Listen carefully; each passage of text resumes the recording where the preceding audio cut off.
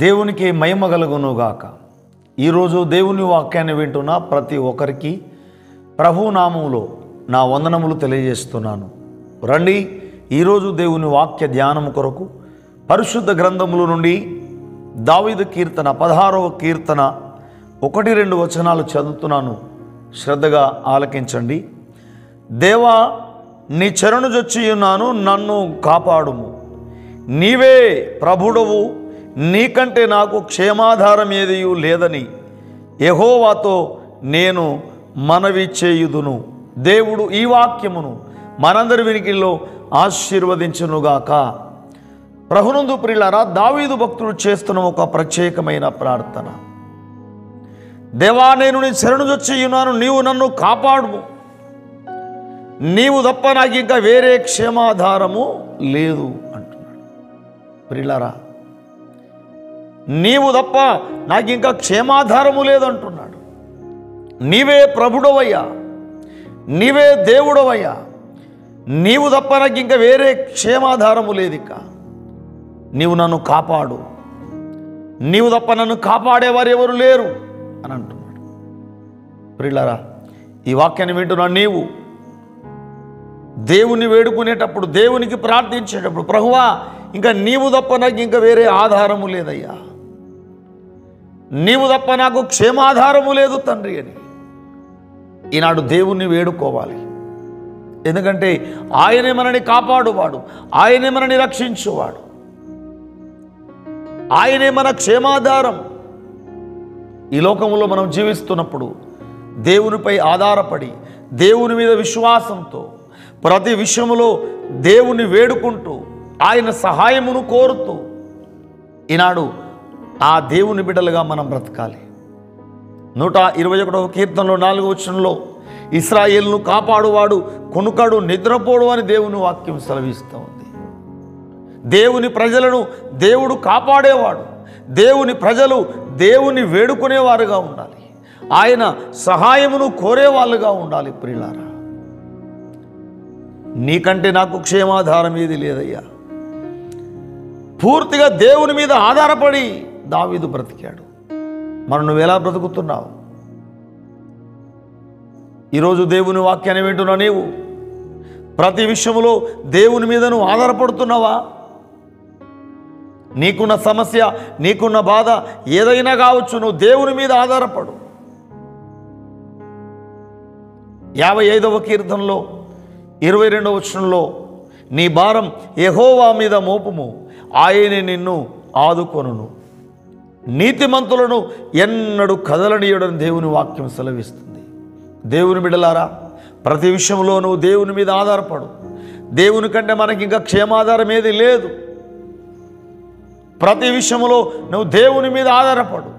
ప్రతిరోజు ఉదయం లేవగానే నువ్వు దేవుని మీద ఆధారపడు, దేవునికి మొరపెట్టు. నీ భారమంతా దేవుని మీద వేయి, ఆయన నిన్ను ఆదుకుంటాడు. ఆయన తప్ప ఇంకా నీకు క్షేమాధారం ఏది లేదు.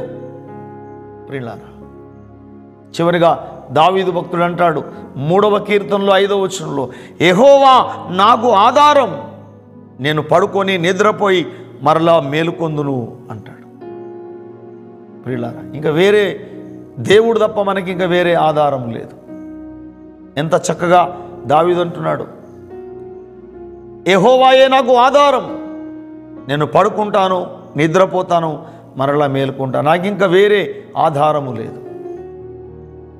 ప్రియులారా, అందుకే చక్కగా చెప్తా ఉన్నాడు, నీవే ప్రభుడవయ్యా, నీకంటే నాకు క్షేమాధారము లేదు. ఈ లోకంలో ఎన్ని శ్రమలు వచ్చినా, ఎన్ని బాధలు వచ్చినా, ప్రియులారా, నువ్వు దేవుని మీద ఆధారపడాలి. ఆయన నిన్ను ఆదుకుంటాడు గనక, ఆయన నిన్ను కాపాడువాడు, ఆయన నిన్ను రక్షించువాడు గనక దావీదు భక్తుడు ప్రతి విషయంలో ఈనాడు దేవుని మీద ఎలా ఆధారపడ్డాడు, దేవుని మీద భారమేసి బ్రతికాడు. ప్రతి విషయంలో దేవునికి మొరపెట్టి దేవుని సహాయమును కోరి బ్రతికాడు. ఈనాడు క్రైస్తవులుగా ఉంటున్న మనం, దేవుని బిడ్డలుగా ఉంటున్న మనం, ప్రతి విషయంలో మనకు కూడా దేవుడు తప్ప వేరే క్షేమాధారము లేదు. దేవుడే మనకు ఆధారం, ఆయనే మనను రక్షించువాడు, ఆయనే మన భారాన్ని భరించువాడు. ఆయన మన మొర వినువాడు, మన ప్రార్థన ఆలకించేవాడు. ఈ వాక్యాన్ని వింటున్న నీవు ఏ బాధలో ఉన్నా, ఏ సమస్యలో ఉన్నా, నువ్వు దేవునికి మొరపెట్టు, నీ ప్రార్థన దేవుడు వింటాడు. ఎందుకంటే ఆ దేవుడు తప్ప మనకి ఇంకా వేరే క్షేమాధారము లేదు. కనుక మనకు ముందున్న భక్తుల వలె మనము కూడా ప్రతి విషయంలో దేవుని మీద ఆధారపడి, ప్రతి విషయంలో మనము దేవునికి ప్రార్థన చేస్తూ, ఆయన ద్వారానే మనం విడుదల పొందుతూ, ఆయనే మనని నడిపించువాడని, ఆయన ఆధీనంలో మనం ఆయన అధికారం కింద బ్రతుకుతే దేవుడే మనకున్న సమస్యలు, మనకున్న బాధలను తొలగిస్తాడు. ఈ వాక్యాన్ని వింటున్న నీవు దేవుని మీద ఆధారపడు. దేవుడు తప్ప ఇంకా నాకు క్షేమాధారము లేదని నువ్వు దేవుని సహాయమును కోరు. ప్రతి విషయంలో ప్రార్థన చేయి, దేవుడు నీ ప్రార్థన వింటాడు, నీకున్న సమస్యలు తొలగిస్తాడు. అటు కృప దేవుడు మనందరికీ అనుగ్రహించును గాక. ఆమేన్. చిన్న ప్రార్థన చేసుకుందాం. మహాపరిశుద్ధుడా, పరమ తండ్రి యేసయ్యా, మీకు స్తోత్రాలు.